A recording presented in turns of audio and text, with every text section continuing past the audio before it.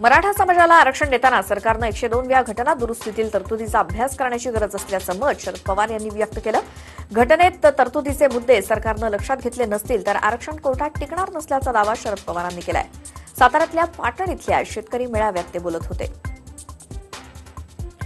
1999 साली गांधी घराण्यावरती घराणेशाहीचा आरोप करून शरद पवार यांनी काँग्रेस सोडून राष्ट्रवादीची स्थापना केली. मात्र आता गांधी घराण्यावर शरद पवार यांनी स्तुतीसुमनं उधळली आहेत. सोनिया आणि राहुल गांधीच देशाला चांगलं नेतृत्व देऊ शकतात असं शरद पवार यांनी साताऱ्यात सांगितलंय. आतापर्यंत अनेक आंदोलनं झाली मात्र सरकार त्याला प्रतिसाद देत नाही. त्यामुळे यापुढे मंत्र्यांना ठोकून काढा असे आमचं आंदोलन राहील असं खासदार राजू शेट्टींनी नागपुरात सांगितलंय. सरकार शेतकरी विरोधी आहे आणि वारंवार खोटी आश्वासनं देत आहे. दुष्काळाकडे सरकारचं दुर्लक्ष होत असल्याचा गंभीर आरोपही त्यांनी केला. अकोल्यात भाजपचे प्रदेशाध्यक्ष रावसाहेब दानवे यांची कार्यकर्त्यांसोबत बैठक होती. त्यानंतर त्यांनी पत्रकारांशी संवाद साधला. यावेळी त्यांनी पत्रकारांनी विचारलेल्या प्रश्नांना समाधानकारक उत्तरं काही दिली नाही. इतक्या खालचे प्रश्न विचारू नका असा प्रतिसवालच त्यांनी पत्रकारांना करून पत्रकार परिषद आटोपली. कार्यकर्त्यांसोबत सेल्फी काढण्यात मात्र दानवे मग्न झाले. तीर्थक्षेत्राला भेटी देऊन राम मंदिराचा मुद्दा उचलणाऱ्या उद्धव ठाकरेंवरती विरोधी पक्षनेते विखे पाटील यांनी टीका केली. सरकारमध्ये राहून मांडवली करण्याची उद्धव ठाकरेंची जुनीच पद्धत असल्याचा गंभीर आरोप राधाकृष्ण विखे पाटलांनी केला. 4.5 वर्षात सरकारमध्ये राहून त्यांनी जी पापं केली आहेत त्याचंच प्रायश्चित्त उद्धव करत असल्याचा टोलाही त्यांनी लगावला. राज्यातील शेतकऱ्यांच्या शेतमालाला भाव नाही त्यामुळे शेतकऱ्यांच्या प्रश्नावर भाषण करण्यापेक्षा तुम्ही शेतकऱ्यांच्या समस्या सोडवा असं आवाहन विखे पाटलांनी उद्धव ठाकरेंना केलंय. तसंच 235 वेळा सरकारमधून बाहेर पडण्याचा विक्रम शिवसेनेनं केल्याचा आरोपही विखे पाटलांनी केला.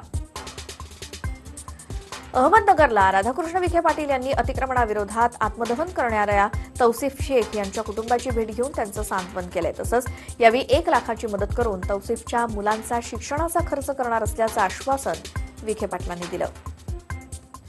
धनंजय मुंडे यांनी कर्जत इथे तौसिफच्या कुटुंबाची भेट घेतली. तसंच तौसिफच्या मृत्यूला प्रशासन जबाबदार असल्याचा आरोप मुंडेंनी केला. जबाबदार अधिकाऱ्यांवरती खुनाचा गुन्हा दाखल करून निलंबनाच्या कारवाईची मागणी त्यांनी केली. तसंच तौसिफच्या कुटुंबियांना 50 लाखांची मदत करण्याची मागणी केली आहे. 2019च्या निवडणुकांचा सर्वात मोठा ओपिनियन पोल तुम्हाला आज रात्री 8 वाजता पाहता येणार आहे. कोणत्या पक्षाला देशाची पसंती आहे, पंतप्रधान पदासाठी कोणाला जनतेनं पसंती दिली आहे याचाच ओपिनियन पोल TV9 मराठीवरती आज तुम्हाला पाहता येणार आहे. विदर्भ राज्य आंदोलन समितीनं लोकसभा आणि विधानसभा निवडणुकीत सर्व जागा लढवण्याचा निर्णय घेतलाय. निवडणूक लढवण्यासाठी विदर्भ निर्माण महामंचाची स्थापना करण्यात आली आहे. आम आदमी पार्टी, BRSP, प्रहार संघटना, शेतकरी संघटना आणि नाग विदर्भ आंदोलन समितीसह 11 पक्षांचा यात समावेश आहे. गेल्या वर्षी कोरेगाव भीमामध्ये सरकारनं दंगल घडवून आणल्याचा घणाघाती आरोप प्रकाश आंबेडकरांनी केलाय. या प्रकरणी कोर्टात शपथपत्र सादर करणार असल्याचं त्यांनी सांगितलं. त्यामुळे सरकारनं दंगल घडवली नाही हे त्यांना सिद्ध करावं लागणार असल्याचंही प्रकाश आंबेडकर म्हणाले. प्रकाश आंबेडकरांनी कोणत्याही जातीयवादी पक्षाबरोबर युती करू नये. वंचितांच्या कल्याणासाठी त्यांनी काँग्रेससोबत आघाडी करावी अशी विनंती काँग्रेसचे नेते राजू वाघमारे यांनी प्रकाश आंबेडकरांना केली. शिवसेना आणि भाजप हे जातीयवादी पक्ष आहेत. MIM पक्ष भाजपसाठी काम करतोय त्यामुळे त्यांच्यासोबत आघाडी करू नये असंही राजू वाघमारे म्हणाले. नितीन गडकरींच्या विधानामुळे भाजपात अंतर्गत वाद सुरू झाल्याची टीका काँग्रेसच्या राजू वाघमारे यांनी केली. निवडणूक जिंकल्याचं श्रेय ज्यांना दिलं जातं त्यांनाच निवडणूक हरल्याचंही श्रेय देण्यात यावं असं विधान गडकरींनी केलं होतं. त्याच विधानाचा धागा पकडत राजू वाघमारे यांनी भाजपवरती टीका केली आहे. भाजपनं जनतेची फसवणूक केली आहे असंही वाघमारे म्हणाले. ओबीसी समाजाची जनगणना करण्यात यावी या मागणीला धनगर समाजाचे नेते प्रकाश शेंडगे यांनी समर्थन केलंय. 2011 साली अशी जनगणना करण्यात आली होती मात्र आकडेवारी जाहीर करण्यात आली नाही असं शेंडगे म्हणाले. जातीनिहाय जनगणना करायला हवी होती अशी भूमिका त्यांनी घेतली. ओबीसी समाजाबाबत छगन भुजबळ यांची भूमिका योग्य असल्याचं काँग्रेस आमदार सुभाष झांबड यांनी म्हटलंय. कोणत्याही नेत्याला आपल्या समाजाबद्दल चिंता स्वाभाविक आहे. मराठा समाजाला आरक्षण देताना ओबीसी समाजावर अन्याय होऊन त्याची त्यांना चिंता आहे यात गैर नाही असं झांबड यांचं म्हणणं आहे. न्यायमूर्ती गायकवाड समितीनं मराठा समाजाला मागास असल्याचं मान्य केलंय. सरकार मराठा आणि ओबीसीमध्ये भांडण लावण्याचं काम करत असून भुजबळ त्यावरती तेल ओतत असल्याचा आरोप संभाजी ब्रिगेड प्रवक्ते शिवानंद भानुस यांनी केलाय. पाणी पुरवठा मंत्री बबनराव लोणीकरांनी शेतकऱ्यांची फसवणूक करून साखर कारखान्याची जमीन नातेवाईकांच्या नावावर केल्याचा आरोप करण्यात आलाय. लोणीकरांवरती आरोप झाल्यानंतर त्यांच्या राजीनाम्याची मागणी काँग्रेसनं केली आहे. गेल्या 4.5 वर्षात लोणीकरांनी त्यांच्या नातेवाईकांच्या नावावर मोठी संपत्ती जमा केल्याचा आरोप काँग्रेसनं केलाय. लोणीकरांनी साखर कारखान्यासाठी शेतकऱ्यांच्या घेतलेल्या जमिनी परत करण्याची मागणी काँग्रेसनं केली आहे. परभणीत त्यांचे साडू आणि मेव्हण्याच्या नावावर त्यांनी मोठी संपत्ती खरेदी केल्याचा आरोपही करण्यात आलाय.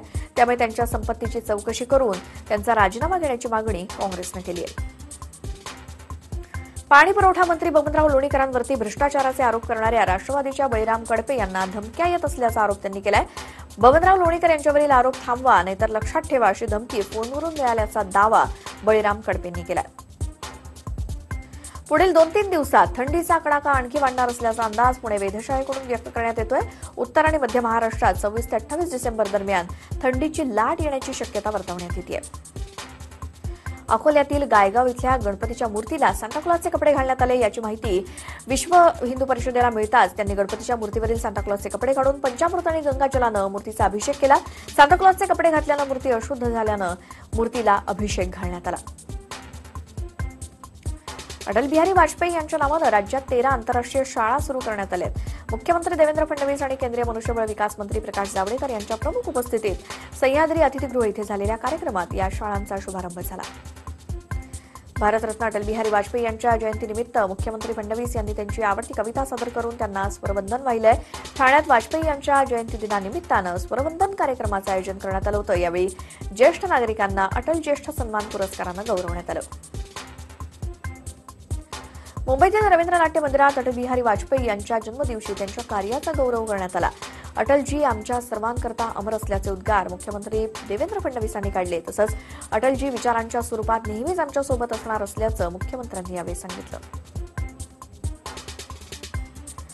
भारताचे माजी पंतप्रधान अटल बिहारी वाजपेयी यांच्या जयंतीनिमित्तानं कविता संग्रहाचं मुंबईत ब्रेल लिपीत प्रकाशन करण्यात आलं.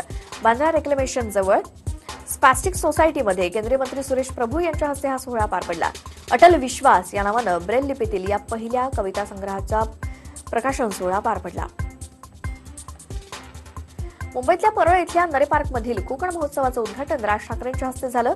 यावेळी कोकण महोत्सवाच्या विविध स्टॉल्सना राज यांनी भेट दिली. कोकणातील सगळ्या खाद्य संस्कृती आणि परंपरा या कोकण महोत्सवात पाहायला मिळतात. नव्या वर्षाचा स्वागत जल्लोषात करताना रंगाचा भंग होऊ नये यासाठी ठाण्यातील येऊर पोलिसांनी बंगला मालक आणि हॉटेल व्यावसायिकांना नोटिसा पाठवल्यात. लाऊडस्पीकर आणि डीजे लावण्यासही हॉटेल मालकांना बंदी घालण्यात आली आहे. परिसरातील 258 हॉटेल्स व्यावसायिकांना नोटीस पाठवण्यात आली आहे. दारू प्यायलेल्या लोकांना सुरक्षित घरी सोडण्याची जबाबदारी हॉटेल व्यावसायिकांनी घेण्याच्या सूचनाही देण्यात आल्या आहेत. तसंच पोलिसांनी जागोजागी पेट्रोलिंग सुरू केलंय. नव्या वर्षात कोणताही अनुचित प्रकार घडू नये यासाठी पोलीस सज्ज आहेत. दादर रेल्वे प्लॅटफॉर्मवरती महिलेची प्रसूती झाली. दादर रेल्वे स्थानकाहून गर्भवती महिला पतीसह पुण्याकडे जाण्यासाठी निघाली. मात्र रात्री 11 वाजण्याच्या सुमारास तिला प्रसव वेदना सुरू झाल्या. नंतर महिलेची प्रसूती स्टेशनवरतीच झाली. खोपोलीहून कर्जतला जाण्यासाठी निघालेल्या तरुणाचा घाईत पाय निसटला आणि तो रेल्वे खाली पडला. मात्र रितेश सिंग प्लॅटफॉर्मवरती देवदूत म्हणून उभा होता. त्यानं गाडी आणि रेल्वे रुळाच्या मध्ये पडलेल्या अमितला तसंच पकडून ठेवलं. त्यामुळे अमितचे प्राण वाचले. विरार रोडमधील काश्मीरामध्ये पोलिसांनी बनावट बटरच्या कंपनीवरती छापा टाकला. या छाप्यात 1000 किलो बनावट बटर जप्त करण्यात आले तर बनावट पॅकेट सुद्धा जप्त करण्यात आली आहेत. बनावट बटर तयार करणाऱ्या 5 जणांना पोलिसांनी अटक केली आहे. भांडूपमध्ये क्रिकेट खेळत असताना एका तरुणाचा हृदयविकाराच्या झटक्यानं मृत्यू झाल्याची धक्कादायक घटना समोर आली आहे. वैभव केसरकर असं 24 वर्षाच्या तरुणाला क्रिकेट खेळत असताना हृदयविकाराचा झटका आला. हॉस्पिटलमध्ये नेत असतानाच त्याचा मृत्यू झाला. 23 डिसेंबर रोजी भांडूपमध्ये क्रिकेटचे सामने ठेवण्यात आले होते. वैभव गावदेवी पॅकर्स संघाकडून फलंदाजी करत होता. धावा घेत असतानाच वैभवच्या छातीत दुखायला लागलं. वैभवला हार्ट अटॅक आला आणि वैभव कायमचाच बाद झाला. रायगड किल्ल्यावरून जात असताना एका पर्यटकाचा अकस्मात मृत्यू झाल्याची दुर्दैवी घटना समोर आली आहे. दत्तात्रय परिहार असं मृत्यू झालेल्या पर्यटकाचं नाव आहे. रायगड किल्ला पाहण्यासाठी ते महादरवाजावरती आले असता त्यांना हृदयविकाराचा झटका आला आणि त्यातच त्यांचा मृत्यू झालाय. रायगड जिल्ह्यातील करसुंडे आदिवासी वाडीतील 2 आदिवासी मुलांचा विजेचा शॉक लागून दुर्दैवी मृत्यू झाला. दोन्ही मुलं सायकलवरून फिरत असताना जमिनीवरती पडलेल्या विद्युत तारांचा त्यांना शॉक लागला आणि त्यातच त्यांचा अंत झालाय. या घटनेमुळे वीज वितरण विभागाचा गलथान कारभार पुन्हा एकदा समोर आलाय. चुलत भाऊ आणि बहिणीच्या प्रेमसंबंधाला घरच्यांनी विरोध केल्यानं दोघांनीही विष प्राशन करून आपलं जीवन संपवलंय. सांगलीतल्या बोरगावातली ही धक्कादायक घटना आहे. गणेश पाटील आणि सारिका पाटील असं आत्महत्या करणाऱ्या दोघांची नावं आहेत. चंद्रपूर जिल्ह्यातील ब्रह्मपुरी तालुक्यात बिबट्याच्या हल्ल्यात पुन्हा एकाला आपला जीव गमवावा लागलाय. 5 वर्षीय सुरेंद्र ढोरे याच्यावर बिबट्यानं हल्ला करून त्याला ठार केलंय. चंद्रपुरातील चिंचगाव बरडकिंधी गावातली ही घटना आहे. बिबट्याच्या हल्ल्यातला हा 3रा मृत्यू आहे. यवतमाळमधील चापर्डा इथे ट्रक आणि क्रुझर गाडीच्या अपघातात 10 प्रवाशांचा मृत्यू झाला. त्यांच्यावर काल शोकाकुल वातावरणात अंत्यसंस्कार करण्यात आले. गावातील सर्वच नागरिकांनी साश्रू नयनांनी त्यांना अखेरचा निरोप दिला. नागपूरच्या गांधीनगर परिसरात अवैध जनावरांचा गोठा चालवणाऱ्या पिंटू यादव यानं स्मिता मिरे यांच्यावरती प्राणघातक हल्ला केला. रस्त्यावरती गाई म्हशी का बसल्या आहेत याचा जाब विचारण्यासाठी गेलेल्या मिरे यांना मारहाण करण्यात आली. पोलिसांनी या प्रकरणी गुन्हा दाखल केला. कोल्हापुरातील कोवाड येथे प्रार्थना करण्यासाठी एकत्र जमलेल्या समुदायावरती घरात घुसून अनोळखी व्यक्तींनी हल्ला केला. अचानक झालेल्या या प्रकारानं परिसरात भीतीचं वातावरण आहे. या हल्ल्यात 11 नागरिक जखमी झालेत. हल्लेखोर काळी जॅकेट आणि तोंडाला रुमाल बांधून मोटरसायकलवरून आले होते. पोलीस त्यांचा शोध घेत आहेत. भिवंडी शहरात दुचाकी जाळण्याचं सत्र सुरू आहे. काल मध्यरात्रीनंतर रावजीनगर भागात इमारतीखाली पार्क करून ठेवलेल्या दुचाकींना अज्ञातांनी आग लावली. 6 दुचाकी यात जळून खाक झाल्यात. गेल्या 2 महिन्यातली आगीची ही 5वी घटना आहे. नौपाडा पाचपाखडी भागात 18 दुचाकी आणि दुकानांना आग लावून रहिवाशांच्या जीविताला धोका निर्माण करणाऱ्या व्यक्तीला नौपाडा पोलिसांनी अटक केली आहे. गौरव पालवी असं अटक करण्यात आलेल्या व्यक्तीचं नाव आहे. किरकोळ भांडणाच्या रागातून त्यानं गाड्यांना आग लावल्याचं तपासात उघड झालंय. सेनगाव ते हिंगोली रस्त्याच्या कामात भ्रष्टाचार होत असून निकृष्ट दर्जाची रस्त्याची कामं सुरू असल्याचा आरोप करण्यात आलाय. ठेकेदार रस्त्याच्या कामात भ्रष्टाचार करत असल्याचा आरोप करत आमदार रामराव वडकुते यांनी काम बंद पाडलंय. रस्ता बांधताना माती मिश्रित मुरुम आणि काळी माती वापरली जात असल्याचा आरोप करण्यात आला. रस्त्याची कामं व्यवस्थित होत नसल्याच्या अनेक तक्रारी आल्या होत्या.